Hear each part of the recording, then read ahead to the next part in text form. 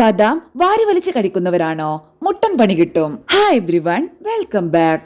ആരോഗ്യത്തിനും ചർമ്മ സംരക്ഷണത്തിനും ബദാം വളരെ നല്ലതാണ്. ചർമ്മത്തിന് തിളക്കവും മിനുസവും നൽകാൻ ഇത് ഏറെ സഹായിക്കുന്നു. ഏറെ പോഷക ഗുണങ്ങൾ നിറഞ്ഞതാണ് ബദാം. എപ്പോഴും ഇത് വെറുതെ കഴിക്കുന്നതിലും നല്ലത് വെള്ളത്തിൽ കുതിർത്ത് കഴിക്കുന്നതാണ്. എന്നാൽ എന്തിനും ഏതിന്റെയും അമിത ഉപഭോഗം എപ്പോഴും ദോഷകരമാണ്. അതുപോലെ ബദാം അമിതമായി കഴിക്കുന്നതും ശരീരത്തിന് ചേർന്നതല്ല. വിറ്റമിൻ ഇ അത്യാവശ്യവും കൊഴുപ്പ് ലയിക്കുന്നതുമായ വിറ്റാമിനുമാണ്. ഇത് നല്ല ചർമ്മം, കണ്ണുകൾ, പ്രതിരോധശേഷി എന്നിവ നിലനിർത്താൻ സഹായിക്കും. വിറ്റമിൻ ഇയുടെ നല്ലൊരു ഉറവിടമാണ് ബദാം.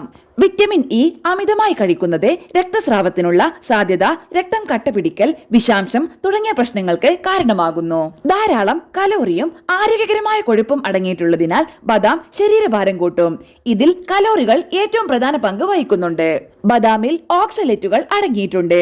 ഇവ സസ്യങ്ങളിൽ കാണപ്പെടുന്ന പ്രകൃതിദത്ത സംയുക്തങ്ങളാണ്.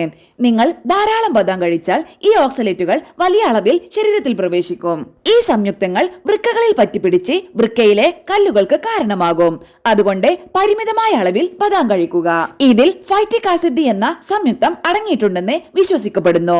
ഇത് മിക്കവാറും എല്ലാ സസ്യഭക്ഷണങ്ങളിലും അടങ്ങിയിട്ടുണ്ട്. ഫൈറ്റിക് ആസിഡ് നിങ്ങളുടെ ദഹന വ്യവസ്ഥയിൽ കാൽസ്യം, ഇരുമ്പ്, സിങ്ക് തുടങ്ങിയ അവശ്യധാതുക്കളുമായി ബന്ധിപ്പിക്കുന്നു. ഇത് ശരീരത്തിനെ ആഗിരണം ചെയ്യാനും ഉപയോഗിക്കാനും പ്രയാസമാക്കുന്നു. കഴിക്കേണ്ടത് ഇങ്ങനെ: ബദാം ഒരു രാത്രി മുഴുവൻ വെള്ളത്തിൽ കുതിർത്ത ശേഷം തൊലി നീക്കം ചെയ്ത് കഴിക്കുക. ദിവസവും ഒരു പിടി അല്ലെങ്കിൽ ഏകദേശം 20 മുതൽ 22 ബദാം വരെ കഴിക്കാവുന്നതാണ്.